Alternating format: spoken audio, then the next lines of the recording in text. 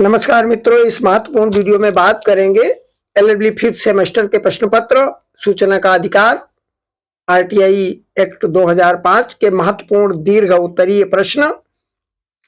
इस श्रृंखला के कई सारे क्वेश्चंस पहले से अपलोड है, आप उन्हें देख सकते हैं। नेक्स्ट क्वेश्चन देखिएगा। सूचना के अधिकार अधिनियम 2005 के अंतर्गत व्यक्तिगत सूचना के प्रकटीकरण से छूट के आधार का समालोचनात्मक परीक्षण कीजिएगा। Critically examine the ground of extension for disclosure of personal information under Right to Information Act 2005। Answer इसका इस प्रकार देंगे, 2, 3, 4 प्रश्न बड़े बड़े तैयार कर लीजिएगा, उनसे ही आपको बहुत कुछ मिल जाएगा। देखिएगा, सूचना का अधिकार अधिनियम 2005। सूचना के अधिकार अधिनियम 2005 के अंतर्गत सरकार के कामकाज की सूचना की जानकारी प्राप्त करने का प्रावधान किया गया है। अर्थात कोई भी व्यक्ति जो सरकार के क्रियाकलापों की जानकारी चाहता हो, इस अधिनियम के अंतर्गत ये जानकारी प्राप्त करने का अधिकार रखता है। और जन सूचना अधिकारी ऐसी जानकारी देने हेतु बाध्य होगा। नियम के अंतर्गत ये नियम अंतिम नहीं है, इसके भी अपवाद हैं। अर्थात सूचना अधिकारी सूचना प्रदान करने से सूचनादाता को कुछ आधार पर मना भी कर सकता है।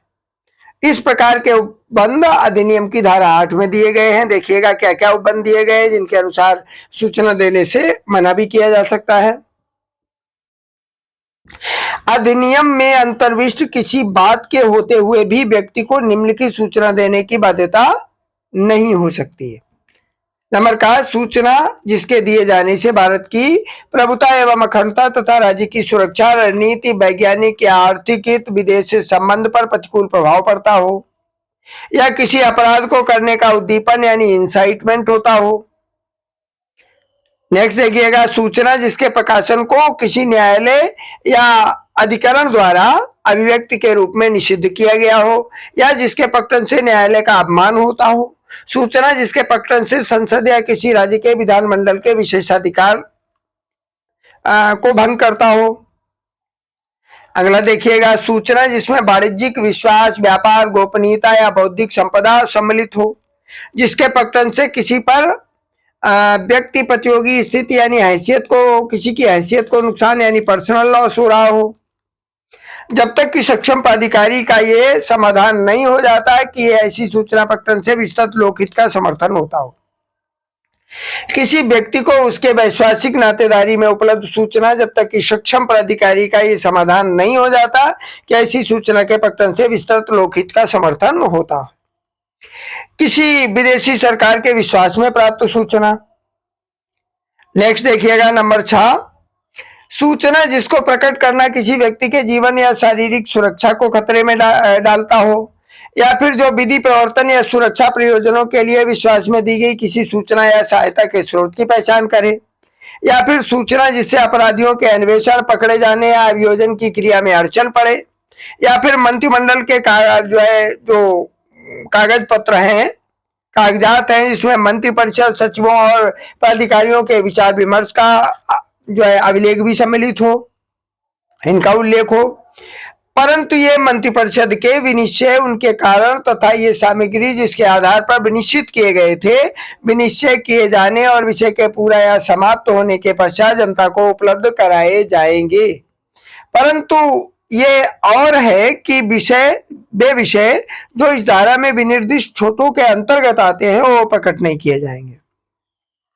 सूचना जो व्यक्तिगत सूचना से संबंधित है, जिसका प्रकटन किसी लोक क्रियाकलाप या हित से संबंध नहीं रखता है, या जिससे व्यक्ति की एकांतता पर अनावश्यक अतिक्रमण हो, जब तक कि यथा स्थिति केंद्रीय लोक सूचना अधिकारी या राज्य लोक सूचना अधिकारी या अपील प्राधिकारी का ये समाधान नहीं हो जाता कि ऐसी सूचना का प्रकटन विस्तृत लोकहित में न्यायोचित है। परंतु ऐसी सूचना के लिए जिसको यथा स्थिति संसद या किसी राज्य के विधानमंडल को देने से इनकार नहीं किया जा सकता है, किसी व्यक्ति को इनकार नहीं किया जाएगा। कैनरा बैंक बनाम केंद्रीय सूचना आयोग दिल्ली इस बात के अंतर्गत क्या है, AIR 2007 केरल के प्रकरण में केरल उच्च न्यायालय ने ये निर्णय दिया कि बैंक में के क्लर्क कर्मचारियों की नियुक्ति, उनके स्थानांतरण तथा पदोन्नति के बारे में सूचना की धारा 8 भाग 1 तथा वहां के अर्थों के अंतर्गत बैंक के किसी वैश्वासिक संबंध से तात्पर्य नहीं है। प्रत्येक लोग जो सूचना चाहते हैं उनको सूचित किया जाना चाहिए तथा सूचना की पारदर्शिता के लिए बैंक के क्लर्क के स्थानांतरण के निर्देश से संबंध अनुरोध के लिए सूचनाएं आवश्यक रूप से प्रकट की जानी चाहिए। देखिएगा नेक्स्ट बात, हरियाणा लोक सेवा आयोग बनाम हरियाणा राज्य सूचना आयोग। AIR 2009 के मामले में पंजाब एवं हरियाणा उच्च न्यायालय द्वारा यह निर्धारित किया गया कि हरियाणा राज्य लोक सेवा आयोग द्वारा सहायक अभियंता पद के लिए अभ्यर्थियों के चयन का आधार उनकी योग्यता, अनुभव तथा चयन की प्रक्रिया के दौरान साक्षात्कार में दिए गए अंक के लिए क्या मानक अपनाए गए थे से संबंधित सूचना को प्रकट किया जा सकता है और इस पर किसी प्रकार का अवरोध नहीं है और इस प्रकार का अवरोध अधिनियम की धारा 8 और धारा 11 के अंतर्गत प्रतिबंधित नहीं है। अतः इस प्रकार की सूचना चाहने वाले व्यक्ति यदि सूचना मांगते हैं तो उन्हें समुचित सूचना उपलब्ध कराया जाना चाहिए। अधिनियम की धारा 9 के अंतर्गत भी जन सूचना अधिकारी व्यक्तिगत सूचना को देने से इनकार कर सकता है। इस धारा के अनुसार क्या है देखिएगा, धारा 8 के उपबंधों पर प्रतिकूल प्रभाव डाले बिना यथा स्थिति कोई केंद्रीय लोक सूचना अधिकारी या कोई राज्य लोक सूचना अधिकारी सूचना के किसी अनुरोध को वहां स्वीकार कर सकता है जहां पहुंच उपलब्ध कराने के लिए ऐसा अनुरोध राज्य से भिन्न किसी व्यक्ति के अस्तित्व युक्त प्रतिलिप्याधिकार का उल्लंघन अंतर्वलित हो। नेक्स्ट टॉपिक देखेंगे, सूचना का अधिकार अधिनियम 2005 में जहां कहीं भी सूचना अधिकारी को सूचना प्रदान करने से छूट प्रदान की गई है, ये छूट भी आत्यांतिक नहीं है। इन छूटों को भी उनके आधारों पर प्रतिबंधित किया गया है।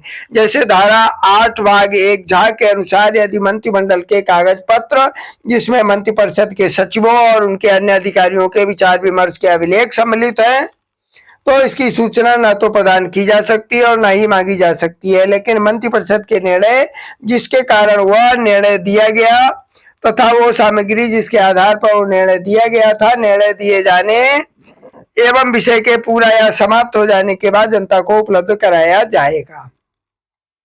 इस धारा के परंतुक के बाद फिर से एक परंतुक है जिसके अनुसार वे विषय जो इस धारा में विनिर्दिष्ट छूटों के अंतर्गत आते हैं उनका खुलासा नहीं किया जाएगा। नेक्स्ट देखिएगा, धारा 8 भाग 1 के अनुसार वह सूचना जो व्यक्तिगत सूचना से संबंधित है जिसका प्रकट किया जाना किसी लोक क्रियाकलाप या हित से संबंध नहीं रखता है या जिससे व्यक्ति की एकांतता पर अनावश्यक अतिक्रमण होता है तो ऐसी सूचना को भी देने से इनकार किया जा सकता है। लेकिन यदि यथास्थिति केंद्रीय लोक सूचना अधिकारी या राज्य लोक सूचना अधिकारी या अपील प्राधिकारी का ये समाधान हो जाता है कि ऐसी सूचना का प्रकट किया जाना लोकहित में न्यायोचित है, तब उक्त सूचना को देने से इनकार नहीं किया जा सकता। इस धारा के उपधारा के परंतुक के अनुसार उपर्युक्त सूचना को यथास्थिति संसद या किसी राज्य विधानमंडल को देने से इनकार नहीं किया जा सकता। तब ऐसी सूचना को किसी व्यक्ति को भी देने से इनकार नहीं किया जा सकता। चैनल को सब्सक्राइब कर लीजिएगा ताकि प्रत्येक सेमेस्टर के लिए बड़ी आसानी से आपको दीर्घ उत्तरीय सब्जेक्टिव मिल सके, 2-3 बार सुनने से कंफर्म हो जाते हैं। धारा 8 भाग 1 के अंतर्गत वर्णित तो छूट का दावा तब तक नहीं किया जा सकता जहां शासकीय गुप्त बात अधिनियम 1923 के अंतर्गत यदि सूचना के प्रकटन से लोकहित संरक्षित हितों से अधिक हो। भारतीय साक्ष्य अधिनियम की धारा 122 के 127 के अंतर्गत ऐसे विशेषाधिकार युक्त संसूचनाओं का वर्णन किया गया है जिन्हें प्रकट नहीं किया जा सकता। धारा 122 के अंतर्गत वैवाहिक स्थिति के दौरान दी गई संसूचनाओं को प्रकट करने के लिए बाध्य नहीं किया जा सकता है। धारा 123 के अनुसार कोई भी व्यक्ति राज्य के किसी भी क्रियाकलाप से संबंधित अप्रकाशित शासकीय अभिलेखों से भी उत्पन्न कोई भी साक्ष्य देने के लिए अनुज्ञात नहीं किया जाएगा।